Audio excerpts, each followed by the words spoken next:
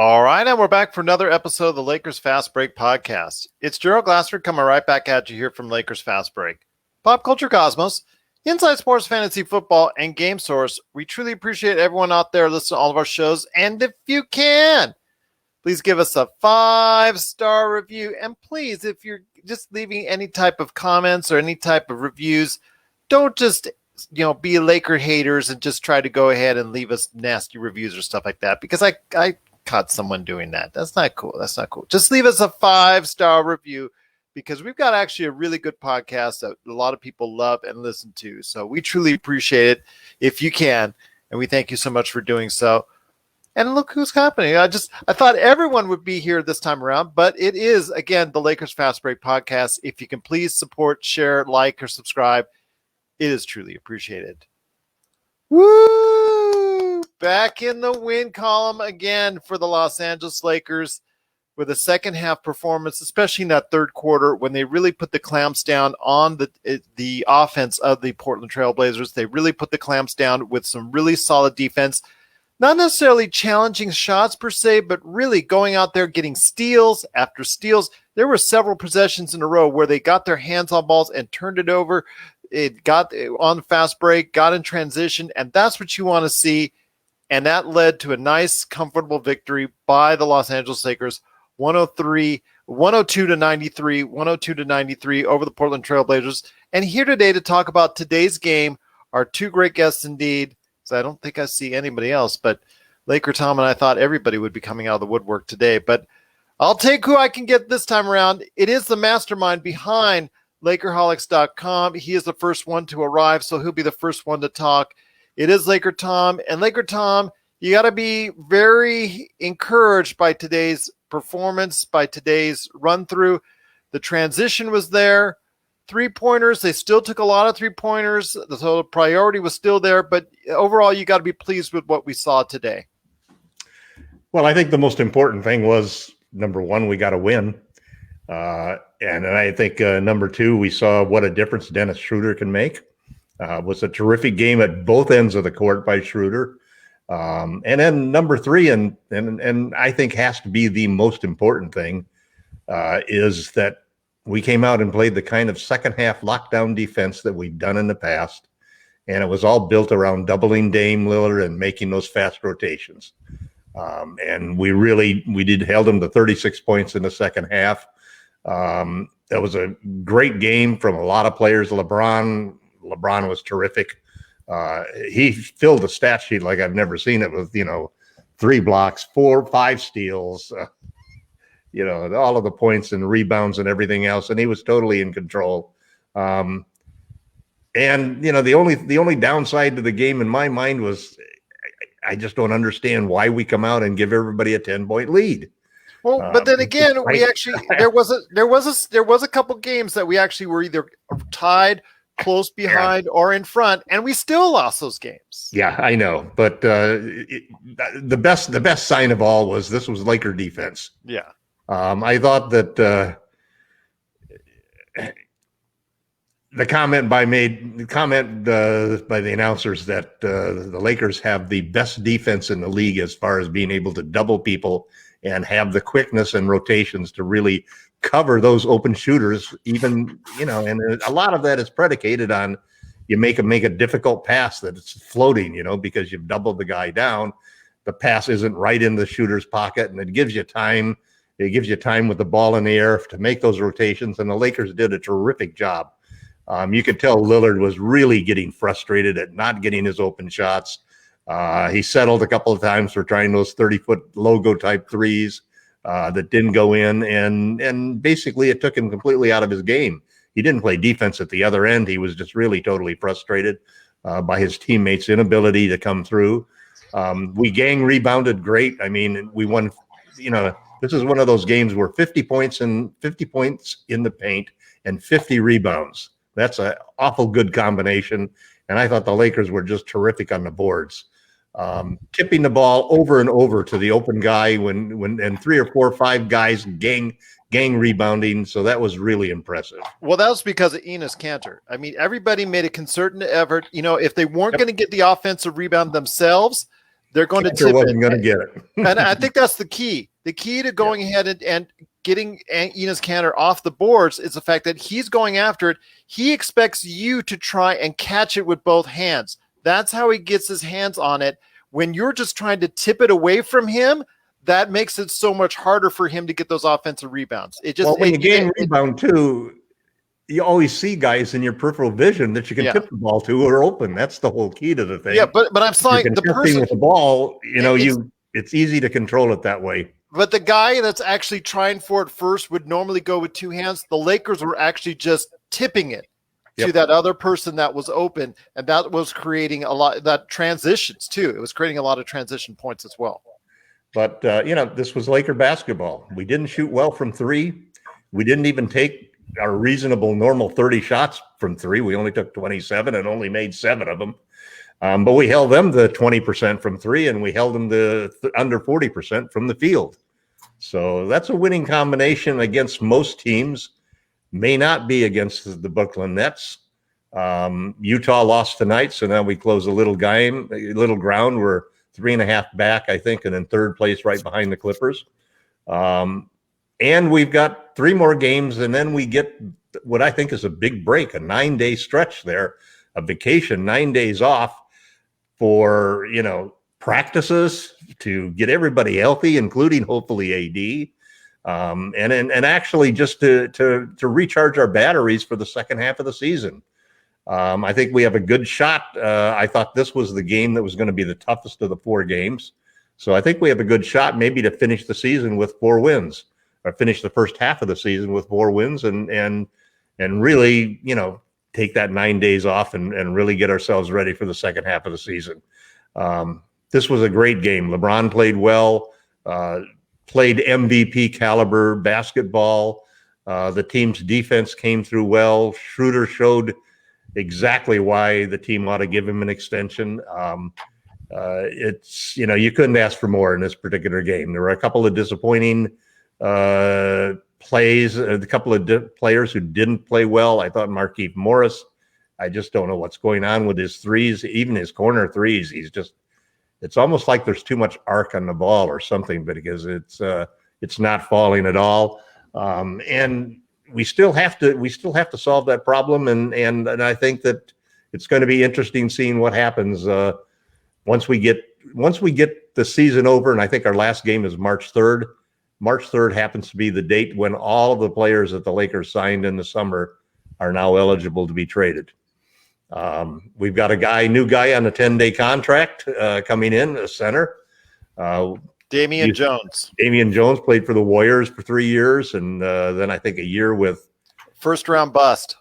Yeah, first-round bust, but he was a 30th pick, so that's not exactly, it's not a lottery pick. It'll be interesting to see what happens.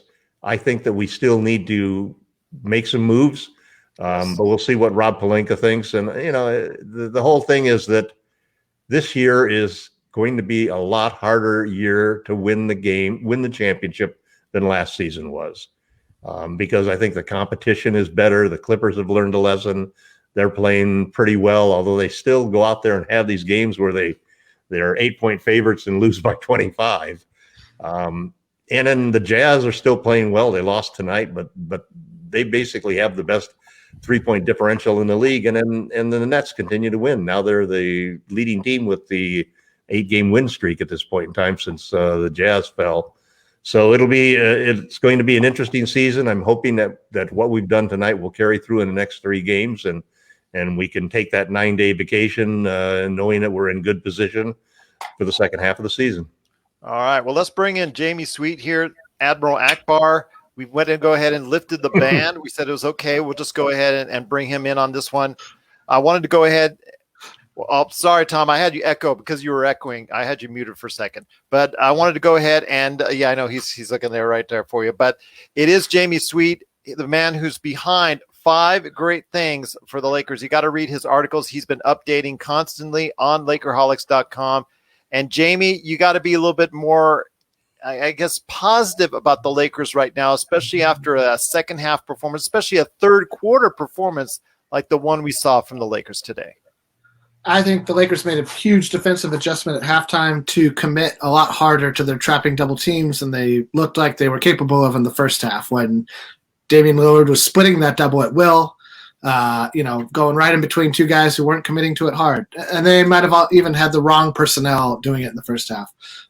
Caruso, I thought, did a fantastic job on Lillard in the second half. And that was, I think, the key to the game is that we forced the rest of the Portland Trailblazers to try to beat us, and they can't. Even depleted and underwhelming as we are from three. And the other big key I thought for tonight was that we kept our turnovers down. We did not gift this team with a bunch of momentum building extra possessions, fast break points, easy dunks, easy points with nobody getting back. So that's with AD out, those things have to be so much better than they've been up until tonight. Granted, I don't know that this is a portending of things to come. Portland is the second worst defense in the NBA, so it's not like we went out and dismantled Utah this way, or even some of the tougher teams in the East. Portland struggles to defend. One thing we did that Portland traditionally doesn't do was turn them over, and I think that a lot of what I think Tom hit on a good point. Vogel got a chance to play against this team in the playoffs, and that gave him a large body of work, large body of evidence to work with, rather, in terms of what Damian Lillard does to get himself free, how we can use our big men to disrupt their offense. And, especially with CJ McCollum out, they're down another dynamic talent like we are. So in a lot of ways, this is unfortunately a good test for two teams that are as depleted as we both are, who have been struggling as we both have. Neither team playing well to close out the first half of the season.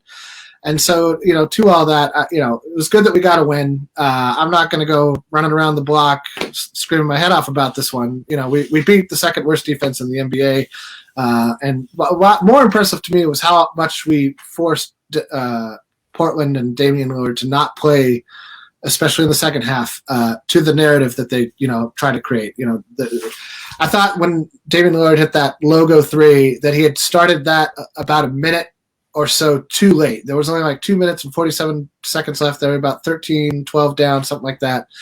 And I feel like he needs a good 3.5 minutes to make that kind of magic happen. I watch a lot. Damian Lillard's one of my favorite players. I think he's one of the best players in the NBA right now. But I was very happy with this. There was a lot more positive. I thought that, Gasol had a better first half than second half. He dunked the ball, which was astounding. First dunk of the year, I think. First dunk of the year. Yeah. Probably. That's, in my opinion, that's one of the huge problems with this team is that we don't have a dominant, and this is astounding in the modern NBA. We don't have a dominant dunker. There are guys who can dunk. Caruso dunked, I think maybe his first dunk. So, he hasn't dunked as much as he has twice tonight. Yeah, and then Carmelo got a great block. A block where I was like, oh man, showing that ball a little too early there, Alex. Well, with Caruso, okay, it's a matter of, yes, played very good defense. Obviously, did a lot of, as far as the doing double teams and things of that nature. But going to the basket is now he is going and just he must have studied under Laker Tom's favorite player, Lonzo Ball, because going to the basket was an adventure for him each and every time out. And if he wasn't having issues with it, he would be at a point where it's that old new mentality of when you're going to the basket and nobody's trying to block your shot and you've got a bunny, but you're not even looking at the basket and you pass out for a three-pointer. He did it. And he did that twice.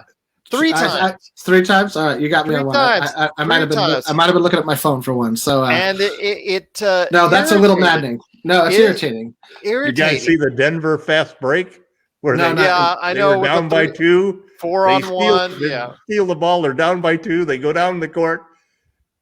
The guy makes a good fake at the free throw line or at the 3-point line, and looking for somebody to throw the ball underneath, and 3 guys go to the 3-point line. Right. For a 3. And they passed out, and they ended up missing the 3-pointer. Yeah, right. That's one of the things that does drive me crazy about the modern NBA is that I feel like there's been a little bit too much, in my opinion, of this drumbeat of the 3-point shot is the best shot. And I don't think the best shot is the one that goes in. I don't care where it comes from. If it goes in, it's the best shot. It's a drive and dish game, man. It's like, yeah, but I mean, it's not the like be all end all driving and basketball. dishing It's because not he's the it's not the be all end all basketball. There's so many other things that ought to be happening on the basketball court, and that's what's a little bit not just like puzzling, but also frankly boring to watch at times. It's like, all right, let's do the same thing for the 89th time in a row. All right, woohoo! Like, well, that's why I think it was so great to have Schroeder back in the lineup, because when he gets in the lane, yes, he does the Steve Nash thing every now and then where he goes under the basket and whatnot, but that's specific. Okay, that's specific because he knows he's being guarded. But always with intent, though, don't you think? Well, hold on. Let me say this: when he goes and he wants to drive and he knows he wants to score, he goes and he scores.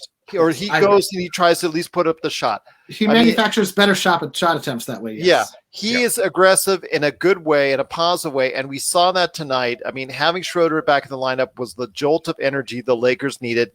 Is it everything? No. Obviously, not having AD in the lineup is still problematic, and you're still going to have days when you're going to have issues with that. But for today and that second half, when they were, especially early in that second half, when they just wiped out that 5-point deficit and they just traded in on a 9-11 point lead simply because of the fact that like several possessions in a row, they were able to create turnovers, not necessarily missed shots. I mean, just straight up turnovers. And that to me was really when we saw, because of the fact that they were in transition, it created all those easy buckets and created a just that momentum shift that you saw that lasted throughout the rest of the game. Those are buckets we were giving away to other teams. We've been giving those buckets away. One at a time. Sorry. Go ahead. I just want to say we've been giving those buckets away all season long to other teams.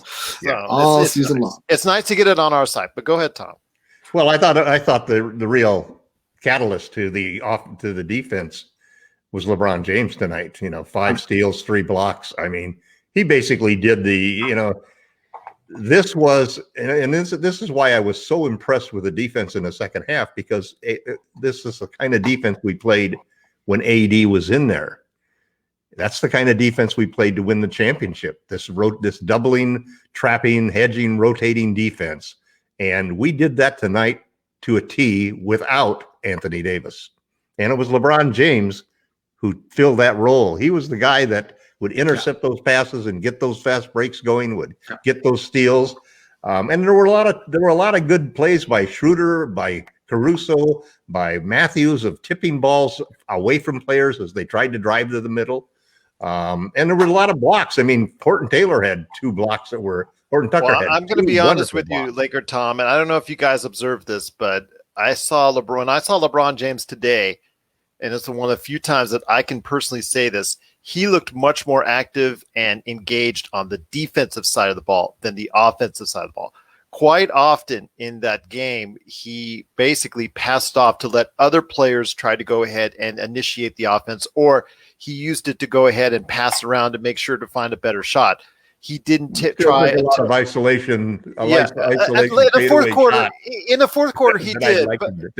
In the fourth quarter, he did. But in the third quarter, second quarter, he was going ahead and being more facilitator, or actually letting Dennis Schroeder run the offense a lot more.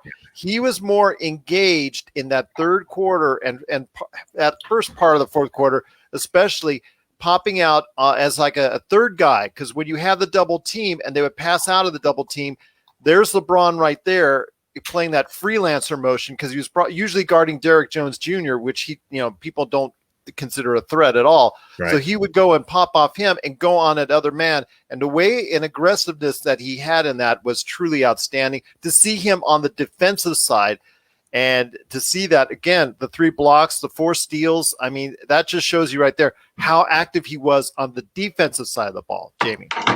100%.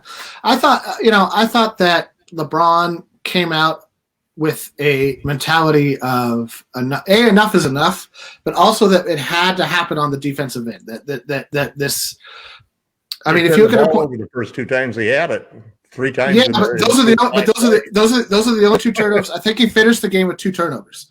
After that, he really locked in a way that we only had 5 turnovers the whole game after that first 3 minutes of disaster. No, Maybe one or two more, but yeah, no, we 10 turnovers total for the team tonight, which is about 6-ish, 7-ish lower than our season average. Because we average 17. Yeah. I mean, I think it's high 16. Maybe it's up to 17 now. I haven't looked. The last time I looked, it was high 16s, but it's been trending north, which is that's the wrong direction for our team. But I thought that his defensive intensity, and it's not like we changed our defensive game plan. We just committed to it more. Like everybody just started playing harder. Like a lot of problems are solved in sports when you just play as hard as you can. And the Lakers are tired. Like they look exhausted. They looked exhausted during the losing streak. They looked a lot more energized tonight. There were 2 days off. I bet that they maybe had flat film and no practice or light practice. I think that we struggled. Like the role guys who have been brought in to do things haven't really been doing those things. Wes Matthews is pretty much a disaster. Marcus Morris, I think, does a lot better as a starter than he does off the bench, but then we saw that Kuzo didn't have a good game. Right. So there's all these little things. He had a good game, except not a scoring game. Yeah, he rebounded the ball pretty well. Yeah, I'm not worried about him because I thought he made a lot of excellent plays. No, I agree. During the game, both on defense, on offense, on rebounding, he was constantly tipping balls out and so forth. What was most impressive, though, when you think about what was different from this game than what we've seen in the 4 games we lost and the stretch of overtime games that we won, is that when we had that 10-point lead at the end of the third quarter, we came out in the fourth quarter. Yes. And our defense in the first 8 minutes of the fourth quarter, where we held them to 6 points, was better than our defense even in the third quarter. Our offense wasn't as good as it was in the third quarter. We didn't take those turnovers and score on them every time. No. But we shut them down completely for the first half of the fourth quarter, and that cinched the game because we built the lead up to 15, and a good portion of that was done with LeBron on the bench. No, that was some of THT. That's really important for this team. That was a good moment to be able to score when you don't have your 2 superstars on the floor. Well, that was where Schroeder came in, right? Schroeder and THT, I thought, did a good job of, on the offensive end, keeping the team. I thought when the rest of the team was walking up the court, you would see Talon trying to push the ball, get into the defense. Don't let them get set. This is the whole conundrum with the Lakers right now. It's the solutions to your problems aren't some mystical changing of just play hard. You're really right about you're really right about the fact, Jamie, that a lot of success in basketball, and this is really the whole theory behind our defense, the trapping defense, is to force teams to do things that they're not ready to do. Right. And if you force them to make passes that they're not ready to pay it, and guys to catch balls and do things that are not part of their normal offense, to flip that around, I thought we did a good job of that. That's really the big advantage of pushing the ball and getting up court early and taking early shots and putting pressure on it. Right. We also were periods of time where we crashed the boards over and over and scored on those. So those are the types of things that were demoralizing the Lakers during that 4-game losing streak because we couldn't do them. And it's what demoralized Portland tonight because we did it to them. Right. We forced them to play a different game than they wanted to play. We forced Dame to play a different game than he wanted to play. Well, go ahead. I was just going to agree. I was just going to agree with Liquor Tom. I thought it's true of life, right? Try hard. Just try hard. Don't give up. Don't get. Who doesn't get tired? I don't run up and down a basketball court for an hour a day. I work an 8-hour day at a job. I come home. You know what? I'm tired. I don't want to do things, but I don't stop. I keep going. People get tired. Here, Jamie, we missed you. I miss being here, man. It's been, it's going back to work has changed a lot of routines at the Sweet household. So, well, we're still searching Canada for Sean Grice, aka Magic Man. So that's a shout out to you, my friend. Welcome back anytime. But I know you're hiding out in Canada somewhere. He's out there. Well, L. Rob, I know it's late for L. Rob too. Yeah. So L. Rob, a big shout out to you, my friend, because he was here during the losing times I will just say that, Jamie Sweet. That's a you right there. You right there. I told you I was going to be here Mondays and Wednesdays. I know. I'm just kidding. I'm not holding back any secrets. Okay, all right. Your trap games are well known by now. But what do we got? We have 3 games left, right? Well, right now, yes, we do. Three. This was the 4, right? What is it? Phoenix, Sacramento, and Golden State. Golden State. Golden State's coming up on the 28th, right here. I think we'll go 2 and 3. I think we end up losing to Phoenix. Well, let's see what happens there. 2 and 1. LeBron's going to want to beat CP3. We'll see what happens there. I think Devin Booker's going to have something to say about that. So that's all well and good. Yeah, but I think that we play the same defense on Devin Booker that we play on Damian Lillard. But you can't because Chris Paul has the ball, and Chris Paul is not going to get trapped like that. Damian Lillard is not a great passing point guard. Take the ball away from Chris Paul. And Chris Paul to do those 15-footers to you. He does the mid-range shots that just I'm not going to be disrespecting Chris Paul's game on the air. Again, the theory is the whole point behind our trapping defense is to force teams out of their normal rotations offensively. No, I agree with that. What we're going to have to do against every team we play.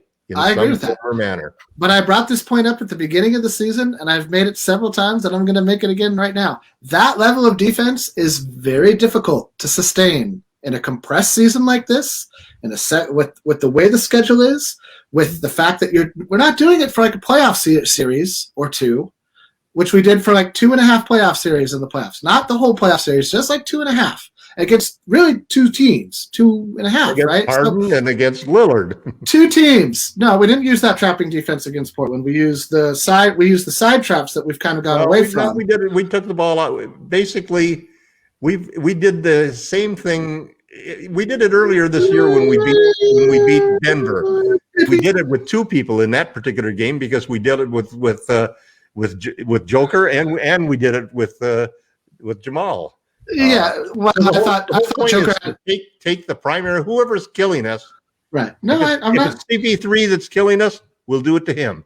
I'm not disagreeing with the theory. I'm just disagreeing with the fact that what we're seeing. I believe what's watching unfold before our very eyes is that level of defensive intensity is. It's like when Rick Pitino brought the full court press. It's not the same as a full court thing because but the energy expenditure is the same. You're still running back and forth. You alternate it. You wait until somebody hurt. What Frank does is he waits until somebody's killing us, and then he drops that on them. Sometimes. So when we play Golden State, for example, I think you'll see a good hunk of it if Steph goes crazy. They'll do it on the tip. They'll do it on the tip. They'll do it at moments. But they might actually double team them in warm-ups. They should. Well, you don't want to. I think Jamie's got a point that first off, this is a strategy that we aren't going to use in the full game during the regular season. Whereas we might in the playoffs for the full game. And we're not going to do it until somebody proves that we need to stop them. I still think you should do the double team on the warm-ups deal. Why not, Gerald? Why not start in the locker room? You're not putting those shoes on. You're not putting those shoes on. It's really the third quarter. It's what wins the third quarter for us. And we're going to come out and the first half, we're going to try to play guys straight up as much as we can, and then we'll figure out who's hurting us, and then we will adjust to that to force somebody else to do it to us in the second half. And again, the beauty of that is that aggression that you show on defense really translates really well to offense. The Lakers are not a team that their offense drives their defense. It's the other way around. Their defense drives their offense. And it's the aggression on the defense that causes those easy turnovers that turn into fast break points, that demoralize the other team so that that they don't play as great a defense because very few players concentrate on defense more than they do on offense. And so when you're not getting your shots and you're not making your shots and you're letting the team down, a lot of players tend to slack off rather than doubling down and trying to do something at the other end of the court. And that's what they get paid for mostly in this league.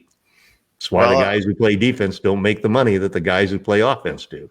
Well, we'll see what happens on Sunday when the Lakers go ahead and possibly double team Stephen Curry on warm-ups and during the before the game. As soon as he shows Sunday up to the arena, outside of his car, as soon as he gets out of his car. They might do it. They might actually fly out two guys to the Bay Area just to track him along the way and double team along the way. Before he leaves the house. You're not getting exactly. But it is going to be Caruso to stand outside of his home and pick him up as he goes to the car. Maybe that's better than that's better than driving actually to the lane for him right now. Yes, because driving to the lane right now is again like a Lonzo Ball. Well, adventure. hey, listen, Caruso had a good game, regardless of the driving dishes that frustrate you. He dunked twice. He played excellent defense, and he didn't come out with a zero. Man, he had two threes. Two threes. I can't stand any zeros.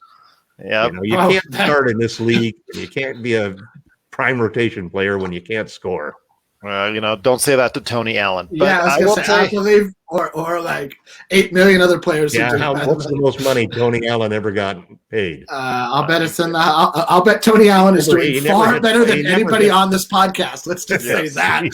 More than you and I. But he never got over 7 figures. Who cares? Like, come on, man. Are you sure he never got paid for over 7 figures? Got paid. No, it doesn't matter. A, got paid for playing basketball. Yes. B, got paid for playing basketball. C, got paid for playing. Like, come on. Like, what are you talking about? I think he probably earned anywhere from 20 to 30 million over the course of his lifetime. So I think that's pretty darn good. 4 or 5 million a year. Okay. Well, I'll look that up. But before you look that up and bring it up next time. Well, I might bring it up now. I'm bringing it up right now. One thing I want to ask you before we go, I asked you guys to go ahead and take a look at the second half schedule. I wanted to go ahead and if you guys anywhere along that schedule, whether it's a game or a series of games, point out something that you're looking forward to with great interest. For me, it's the fact that, yes, the month of March is going to be very home-malicious for them because they only play, I think, 3 road games the entire month.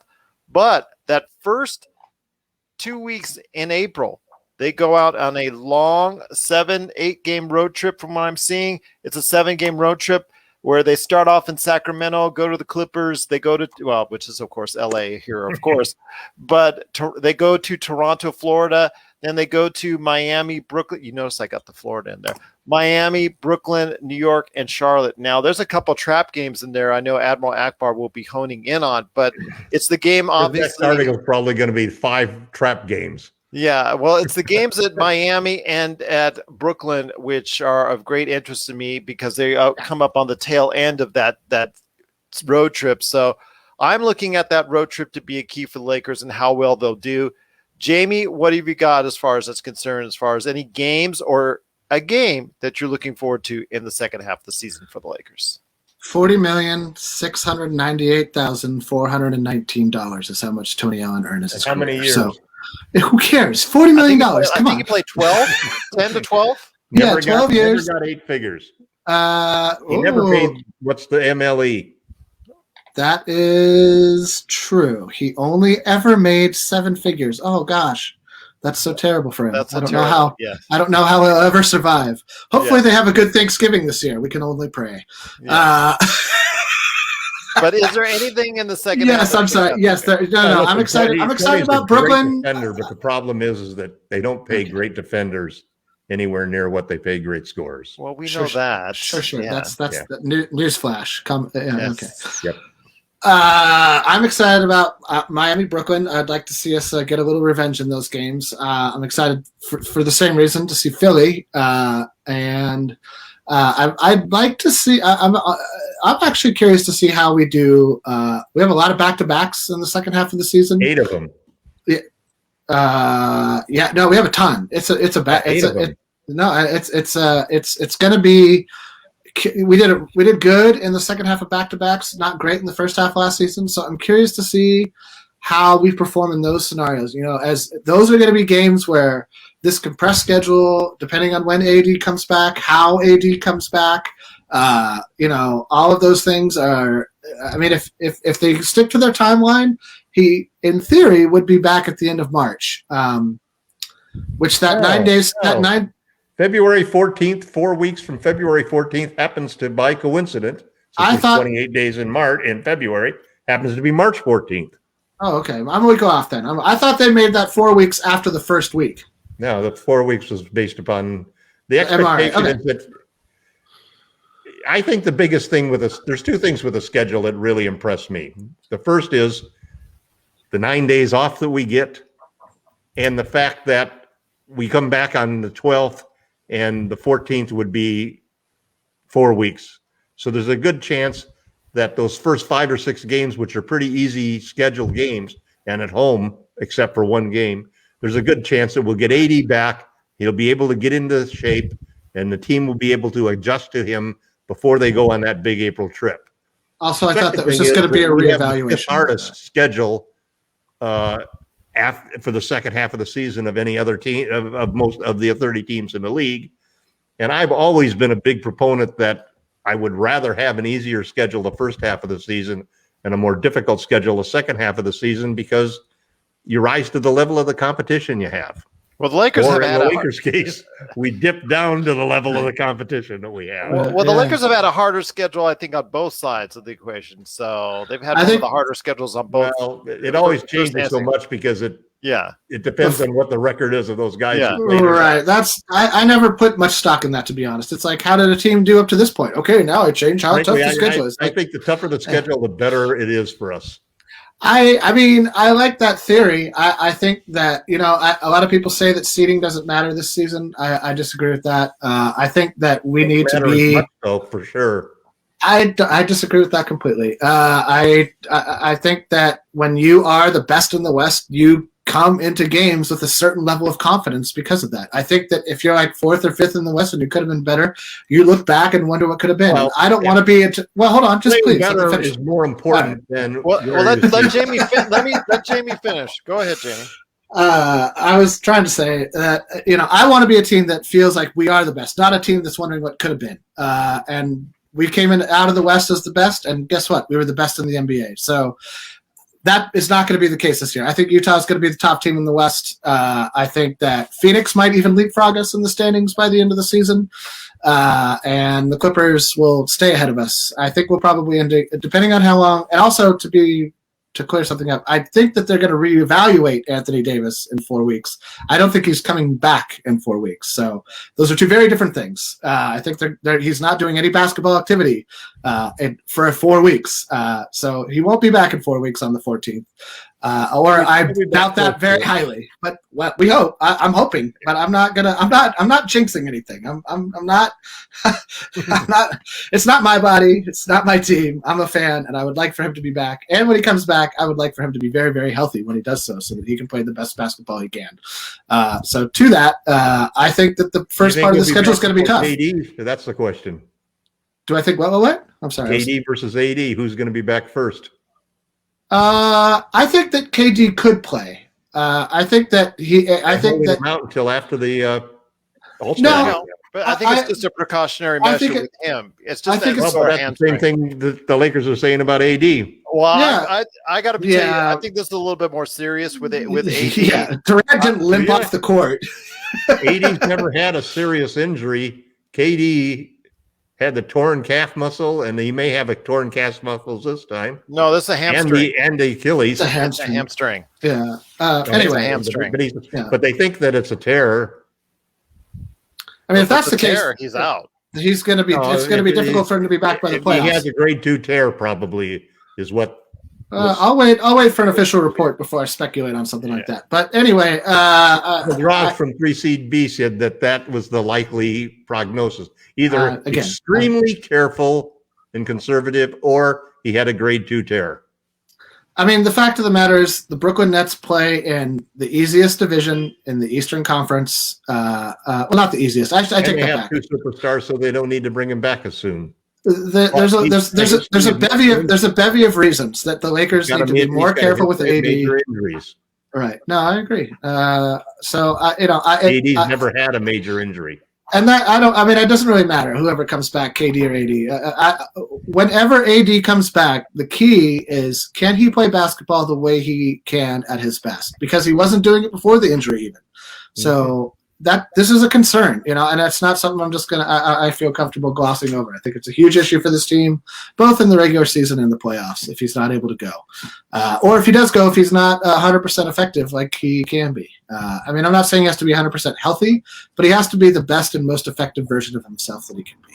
Nobody's healthy anymore at this point. Ask KCP, who took another leg injury today, man. That guy's just getting knocked off. The whole game, man. He's living the whole game. No, I think the All-Star break is going to do I hope he comes out of the gate of the All-Star break looking like the KCP we saw in the playoffs. I just hope that they're all very careful during the All-Star break and don't go out and socialize and end up with more contact tracing issues. No.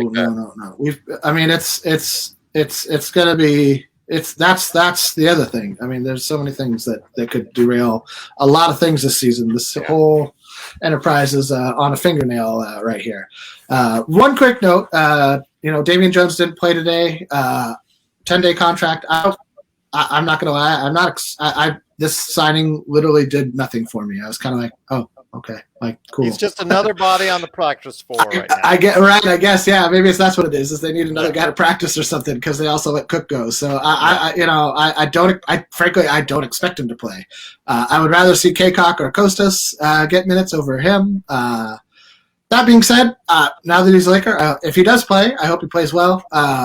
And I was hoping for. There's still a lot of time. I'm hoping for more. Usually, and Tom can attest to this. Usually, I am not proposing trades or hoping for trades or looking to shift personnel much. In this case, I think we do, not just for this season, but for next season in terms of like retaining certain players, mainly Montrezl Harrell. But even Dennis Schroeder, he hasn't signed that extension yet. He's past the time when he's eligible. He could sign it anytime he wanted. So the fact that it hasn't been offered. Who knows? I don't know. I'm assuming as much. The max he can get is like 18.5, and that's the max the Lakers can offer him, and they have not offered that because if they offered that, he would accept it. Probably. I'm assuming as much. Or maybe they've offered 18.5 for less years than he wants, or I don't know. Yeah. Whatever it is, let's put it this way. He's not under contract next season, so there's no guarantee he'll be back. Right. That's we can at least offer him an extension. We can offer an extension to Trez. So Trez is gone unless his market value has diminished enough that he's only going to get the MLE. I doubt that highly. And it's also doubtful too that we don't have bird rights on him. Nope. So we can't. No, you got to sign him like day one. Well, if we do the non-taxpayer MLE, that means we're going to be hard capped again next year. Yep. So it makes it almost impossible for Trez to return. That's why I consider him to be our most tradable asset. Yeah, not so much for that. Has nothing to do with his play. His play is I've loved watching him all season long. He played really well tonight. Played great tonight. He's been the most energetic player on the team consistently all season long. Has always showed up with sometimes it doesn't translate into victories or into a great game. On a prove-it contract for a big payday next year. Yeah. The fact of the matter is that, along with guys who don't score, big men who don't do like 8 things also don't make a lot of money in the NBA. You have to be like the Mike Trout of big men in order to get a big payday in the NBA. Otherwise, you're going to be relegated to Willie Cauley-Stein. Guards and forwards league. There's no doubt about that. Noel. Even it's a have and have not league. There's a handful of players who get huge deals, and then everybody else fights for the salary cap scraps, man. So. Right. That's how they designed the system, and the players had their say in it, and here it is. So. And they vote for it every year. Some of those. Okay, I'll say this: I like to fight for some of those scraps. I'll take that because that's a nice chunk of change. I'll take Tony Allen money all week, every day, every year, all year for only 12 seasons of 7 figures. Yeah, well, I'll say this, that, again, it was another impressive performance by the Lakers in the third quarter. They dominated on defense, and that's what won the game for them. Getting 5 figures, Who? What? It's like trying to go from 5 to 6 figures for us. Yeah. Let's try to go from 1 to 2 for me. How about that? Let's go. Let's go right there for you. You need a I union can job, understand Gerald. that You one. need a union. Okay. You need a union gig. 102 to 93 for the Los Angeles Lakers tonight over the Portland Trail Blazers. But before we head on out, we're going to go ahead and let you guys know what's out there as far as Lakerholics.com and what Laker Tom and Jamie Sweet are working on. So before we head on out, Laker Tom, what it is are you working on your Medium.com site and of course Lakerholics.com? Well, I just traded away KCP, Kuzma, and Errol for Porzingis. And Then I actually traded Horton Tucker for you threw an AC without anybody even asking for him. Well, I really feel like if there's an opportunity to get Porzingis, that he solves the whole problem for the Lakers as a volume 3-point shooter, and I think playing for Frank Vogel and playing next to Anthony Davis, that he could be back to the defensive player he was in the 3 years he was with the Knicks when he had excellent defensive ratings and excellent shot blocking ratings. Well, right now he is the worst defender in the league. Yeah, I know. I don't know where this is coming from. I was thinking about that earlier. A lot of these defensive ratings for players are all related to the team's defensive rating. You don't see guys on teams with terrible defensive ratings having great years where they're close to 100. So a lot of that is sort of like plus minus, that it's very strongly influenced by who else you're playing with. I think Porzingis has Andrew Bynum, Brandon Roy knees, and that he is a no-go. That's what I think. We know that, Jamie. Well, he is not a very reliable individual as far as staying in that lineup, especially coming off an extended absence. Yeah, but that's all you can get at this point in time. You need, if you want a third superstar, and I think that the Lakers. But that's not. He's not a third. But he's not a superstar. If you need a third all-star caliber player, okay. If you need a third star, the Lakers aren't going to be able to get a third. They're not going to get Bradley Beal or somebody like that. We don't have the assets to get that. And you're going to have a gamble on somebody who's got an injury issue or some issue that makes them tradable and attainable, So you have to make some moves because the league is different this year. This is not last year in the bubble. Teams are shooting better. They're shooting more threes. They're hitting a higher percentage of threes. And the three teams that are our biggest competitors, the Clippers, the Jazz, and the Nets, all three of them are the top 5 3-point differentials in the league. And so the Lakers right now are like 20th in the differential. And actually probably worse than that after the last stretch of games. Right. So we have a big disadvantage that we didn't have last year. We're scoring the same amount of points as we did last year. We're scoring the same amount of points in the paint. We're shooting about the same number of threes. That's not going to fly this year with those three teams because we're not going to be playing the Denver Nuggets, the Miami Heat in the finals. We're going to be playing 3 much better teams than we played last year. It's not going to be Houston, Denver, and then the Miami Heat. It definitely won't be Houston. That's for sure. It definitely won't be Denver, and it definitely won't be Miami in the finals. Well, Jamie, I know you're working on 5 great things for the Lakers coming up here on Lakerholics.com. So what are you working on with your 5 great things? And hopefully it's not 5 trap games at Lakerholics.com. No, there's only 3 games left, so there can only be 3 trap games. Well, I don't consider the All-Star You're always break. working on a trap game. Listen. If I know there's a pothole there, I try to tell people to drive around it. I try to tell people, listen, you don't take that pothole lightly. Don't just try to drive right on through it. Most of us don't walk down the street looking for the potholes first. I mean, listen, it's an analogy. However you want to take it. I mean, the fact of the matter is that this team has made a great habit of playing down to terrible teams. Until they break that habit, then the potential exists for it to continue. Empirical evidence is a mofo, as they say. I'm excited for my 5 great things. I'm excited to welcome Dennis Schroeder back. Again, I've been for about I don't know, 2 weeks, 3 weeks, a month or so, I've been clamoring for more THT. I'll take the defensive issues of not leveling guys off. I'll take the miscommunications on the perimeter and in the paint. I'll take the weird jump passes that, this is his rookie year. Like he's gonna make mistakes like that. But and this is how I feel with a few players. If they're gonna stay on the team to the end of the season, if we're not gonna trade them, then we need to utilize them to the best of their abilities. For me, that's THT, Marc Gasol, and frankly, Dennis Schroeder. I think tonight was a great example of Dennis Schroeder being given a little more of the control of the offense than he normally does, and that the team in general responded. And it's harder to guard when it's not just LeBron. Teams can load up on LeBron, but if LeBron sinks over to the corner, there's going to be like two guys who hedge over that way because that's LeBron James.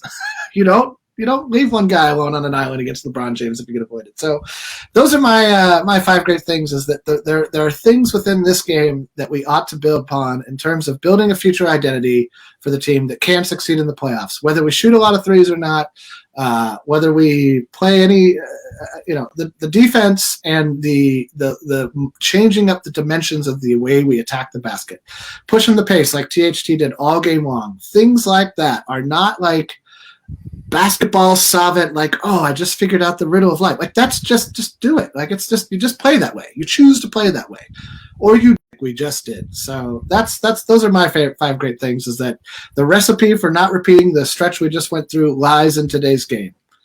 Even though one of the things that, if you think back and think about the game, one of the things we didn't see that was the most infuriating was the tosses of the ball to LeBron on the side and 4 guys standing around.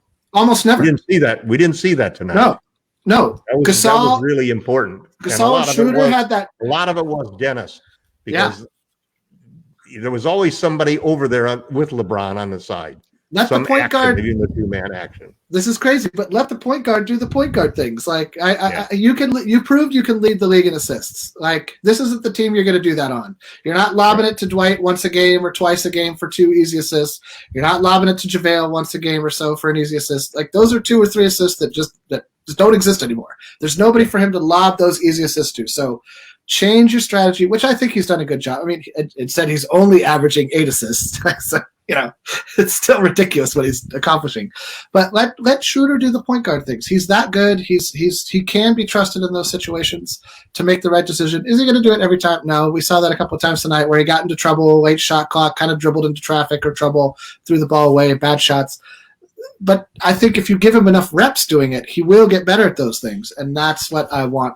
Those are the habits I would rather see us build, rather than how great can LeBron James be? We know he can be great, but he needs great role players to at least play to their role around him if he's going to succeed at all. Well, we'll see what happens on Sunday. Sunday. When they play. Hopefully they will go ahead and double team and start as he comes out of the locker room. But we'll see what happens there. It is, again, the Lakers winning 102-93 over the Portland Trail Blazers. I truly appreciate everybody watching and listening. We've had great responses all the video long, as far as a lot of people watching, so we cannot thank you enough for doing so. Please check out everything that these guys are doing today at Lakerholics.com. Check out the latest Pop Culture Cosmos I dropped on the Pop Culture Cosmos channel, wherever you get your podcasts, where we talk about everything going on within the Marvel Universe, and our first part of our conversation on the nominees for the Rock and Roll Hall of Fame. That's today, so check it out. It dropped today on the Pop Culture Cosmos channels, wherever you get your podcasts and radio stations worldwide. Guys, it's been great talking to each and every one of you. Again, the Lakers win. Win, win, win. I like the sound of that. Lakers win. Lakers win. And like Lady Gaga getting her dogs back, all is right in the world. Yes, all is right in the world once again when the Lakers win a game. So, guys, it's been great talking to each and every one of you out there. Thanks so much for watching. Thank you so much for listening. And we'll catch you Sunday after the Golden State game right here at the Lakers Fast Break Podcast.